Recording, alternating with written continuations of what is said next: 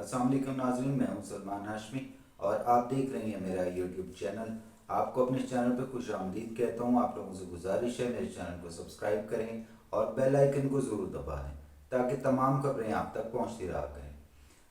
कल सारा दिन बहुत ज़्यादा हाईलाइट रहा। तकरीबन 1:05 पे एक करप्शन कहानी सामने आई फराह गोगी की। और उसके बाद अच्छा, हम इस करप्शन कहानी के बारे में आपको ज़रूर बताएंगे और ये भी बताएंगे कि फराह गोगी के साथ कौन कौन पार्टनर था, किसका कितना हिस्सा था, किसको क्या मिला है, कौन कहाँ पहुँच गया है। लेकिन थोड़ा सा बैकग्राउंड की तरफ जाते हैं। वो याद माजी अजाब है यार, तो वो याद माजी कुछ शेयर करते हैं आपके साथ। एक दौर था 2017-18 का, जिस वक्त पाकिस्तान के जो खुद को सबसे बड़े एंकर कहते हैं कामरान खान साहब, तो खान साहब एक प्रोग्राम किया करते थे और उसका नाम था अजब करप्शन की गजब कहानी। तो मेरा ख्याल है वो उन्होंने पहले नाम रख लिया, प्रोग्राम पहले कर गए हैं, लेकिन वो कहानी अब चल रही है। वैसे आप कामरान खान साहब की कभी डिस्क्रिप्शन पढ़े ना, तो मैं कहता हूँ बंदा सो जाता है कि इतने हज़ार स्टोरीज दी और इतने हज़ार सच्ची स्टोरीज दे दी। और उसके बाद एक बंदा 1500 रुपये नौकरी से फिर स्टॉक एक्सचेंज का बादशाह कैसे बन जाता है, तो वो हमारी समझ से तो बाहर है।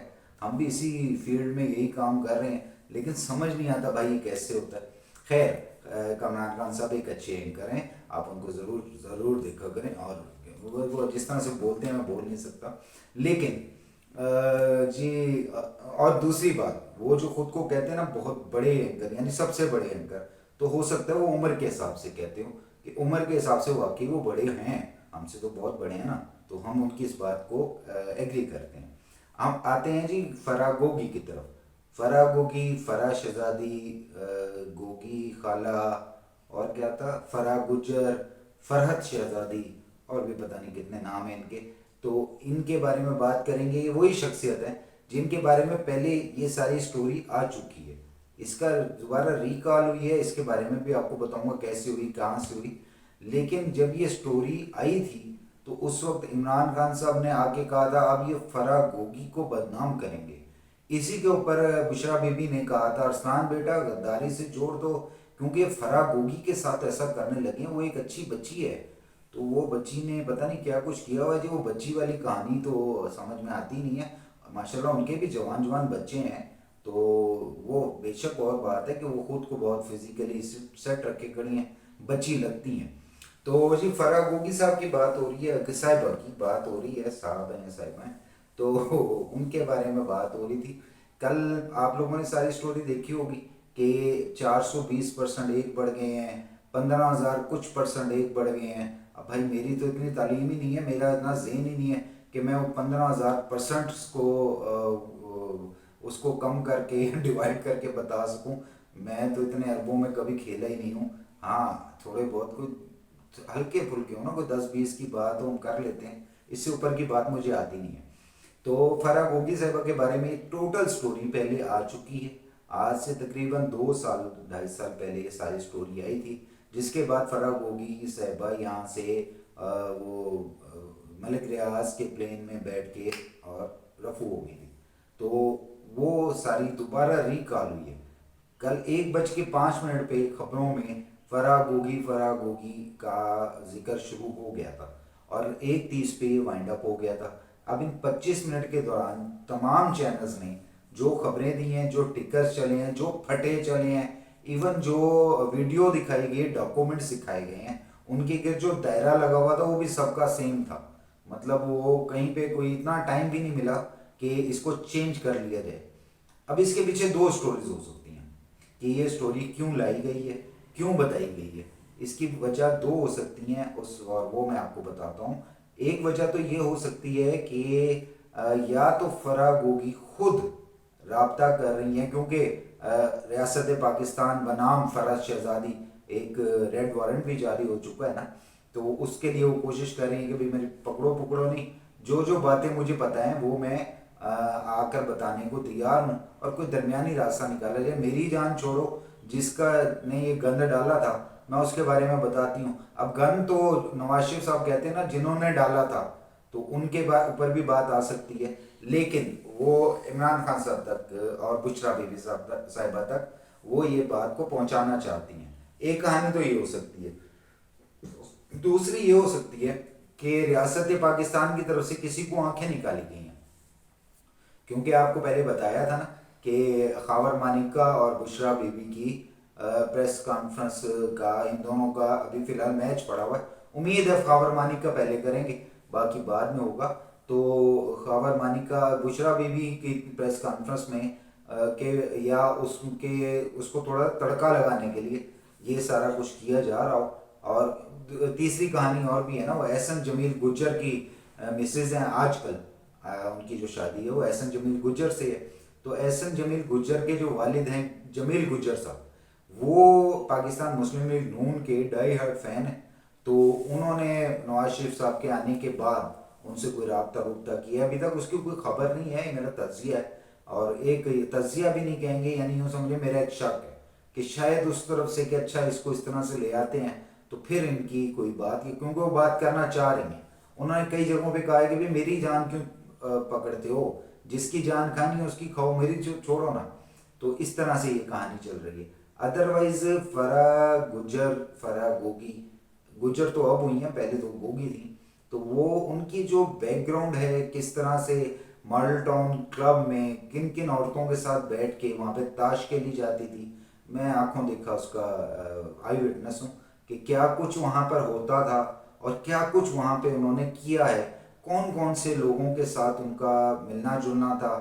اور اس کے بعد عمران خان کی حکومت آنے کے بعد ان کے گھر کے باہر کوئی 150-200 لوگوں کی سیکورٹی لگی ہوتی تھی، نفری کھڑی ہوئی ہوتی تھی. لوگ آ رہے ہیں اور وہ پیسے دیے جا رہے ہیں، فلانی ٹرانسفر ہے، فلانا تبادلہ ہے. تو وہ سارا کام تو چل رہا تھا، اور بڑی اوپن سی بات ہے. یہ باتیں ان لوگوں کے لیے تو بہت ایک قسم کی ڈیفیکلٹ ہوں گی اس کو ماننا جو پنجاب میں نہیں رہتے. جو لوگ پنجاب کے رہنے والے ہیں نا، ہم جیسے لوگ ہیں، تو ہم لوگ تو اس کو جانتے ہیں کہ یہ کیا تھیں، کیا سے کہاں اٹھیں اور کیا انہوں نے کیا ہے. اس کا اکیلا صرف فرا گوگی کا بیچ میں کردار جتنا تھا وہ تھا، لیکن اکیلی یہ نہیں تھی، یہ پورا ایک گروپ تھا جس میں پچھلے دنوں جن کے بارے میں بات ہوئی، جن کے بیٹے کا انتقال ہوا، مولانا طارق جمیل صاحب. میرے بہت سارے دوستوں نے ان پہ ولاگس بھی کیے، کوئی جمی ڈانسر، کوئی فلاں کوئی فلاں. لیکن میں ایک بات جانتا ہوں کہ ایک شخص جو پہلے ہی غم میں ہے، اور ہمیں اس کا لحاظ نہیں کرنا، ٹھیک ہے ہمارا ایک اس کے ساتھ اختلاف ہو سکتا ہے، لیکن جو اس کے چہرے پہ سنت رسول ہے ہمیں اس کا لحاظ کرنا چاہیے. تو وہ اس کو دیکھتے ہوئے میں نے اس پہ ولاگ بھی کوئی نہیں کیا، اور میں نے اس کے بارے میں بات بھی نہیں کی آج. لیکن خبر آپ کو دینا ضروری ہے کہ جو 49 ارب روپے طارق جمیل کے اکاؤنٹ سے نکلے ہیں، وہ کہاں سے آئے تھے بھائی؟ وہ اور تو کوئی کام نہیں کر رہے نا. اب انہوں نے وہ بنائی ہے ٹی جے کے نام سے، وہ کیا ہے، گارمنٹس کی دکان کوئی بنا لی ہے یا ایک برانڈ لانچ کر دی ہے. تو اس برانڈ میں اتنے پیسے تو نہیں آتے کہ 49 ارب روپے. برانڈ تو ہو سکتا ہے میرا بھی چل رہا، تو مجھے تو اتنے 49 ارب کٹھے نہیں آئے، کٹھے کے ابھی تک آئے ہی نہیں ہیں. تو بہت سارے ایسے لوگ ہوں گے جو کہ کر رہے ہیں لیکن نہیں آتے. تو اس کے اوپر عجیب باتیں. ہاں، عمران خان صاحب کہتے ہیں جی پراپرٹی کا کام ہے، پراپرٹی میں بہت پیسہ. بھائی مانتے ہیں بہت پیسہ ہے، بندہ بہت سو سے اچھا رہ سکتا ہے اگر وہ محنت کرتا ہے. میں بھی کر رہا ہوں، پراپرٹی کا کام ہی کر رہا ہوں نا. لیکن اس میں بھی اس طرح سے نہیں ہے کہ عمران خان کی گورنمنٹ آنے سے پہلے میرے پاس 7 کروڑ روپے تھے. اچھا 7 کروڑ سے آپ کو ایک اور کہانی سناتا ہوں.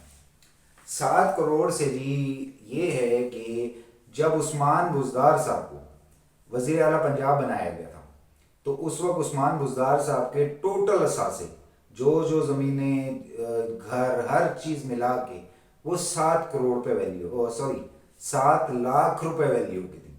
ٹوٹل 7 لاکھ روپے ٹوٹل ویلیو تھی جب عثمان بزدار صاحب وزیر اعلیٰ بنے. اور جب وہ بنے تھے نا، تو اس کے پیچھے ایک ہماری ایک لائیو ڈسکشن ہوئی تھی ان کے ساتھ.